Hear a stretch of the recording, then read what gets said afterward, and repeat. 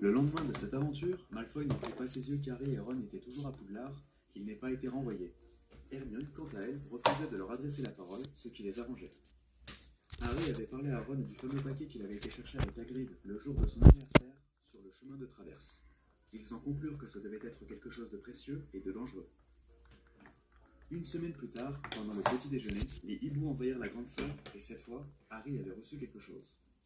Une demi-douzaine de hiboux lui livrèrent un long paquet, accompagné d'une lettre qui lui indiquait de ne pas ouvrir le paquet pendant qu'il était à table.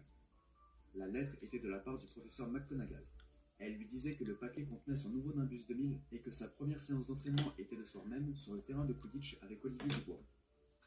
Harry et Ron se précipitèrent dans la salle commune pour déballer et admirer le ballet. Harry se fit une réflexion. Tout ce qui lui arrivait, sa place dans l'équipe de Gryffondor et son nouveau Nimbus 2000, ironiquement, c'était grâce à Malfoy.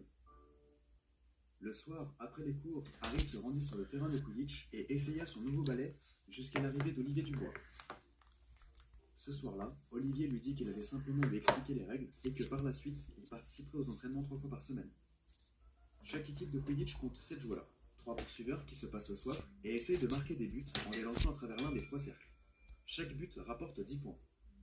Il y a bien évidemment un gardien pour essayer d'empêcher les poursuiveurs adverses de marquer. Le gardien de l'équipe de Gryffondor était Olivier Dubois. Ensuite, il y a les 2 batteurs. À l'aide d'une batte, ils protègent les coéquipiers des cognards qui essayent de faire tomber les joueurs.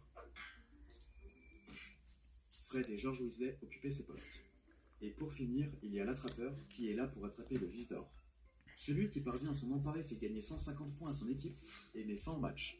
Un match de Quidditch se termine uniquement lorsque le vif d'or est attrapé.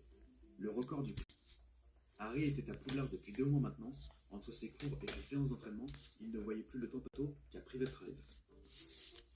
Au matin d'Halloween, les élèves de première année avaient cours avec le professeur Flitwick. Bah quoi? C'est Halloween? Ah bah moi du coup j'ai déguisé tout le monde. Le professeur Flitwick leur annonça qu'il allait leur apprendre une formule magique pour faire voler des objets, le Wingardium Leviosa.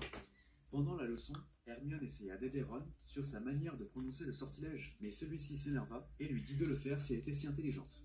Hermione l'écouta et réussit à faire voler la plume, ce qui enchanta le professeur Flitwick et exaspéra encore plus Ron. Après les cours, Ron se moqua d'elle en disant qu'elle était un véritable cauchemar et qu'elle n'avait aucun ami. Ça va être crazy Harry Potter, hein? Elle partit se réfugier dans les Oh toilettes des filles Mario, pour c'est rester crazy. et Ron se sentit de plus en plus mal à l'aise. Non, Le soir, à l'heure du dîner, la grande salle était spécialement décorée pour Halloween. Les élèves avaient à peine commencé à manger que le professeur Quirrell débarqua dans la salle en courant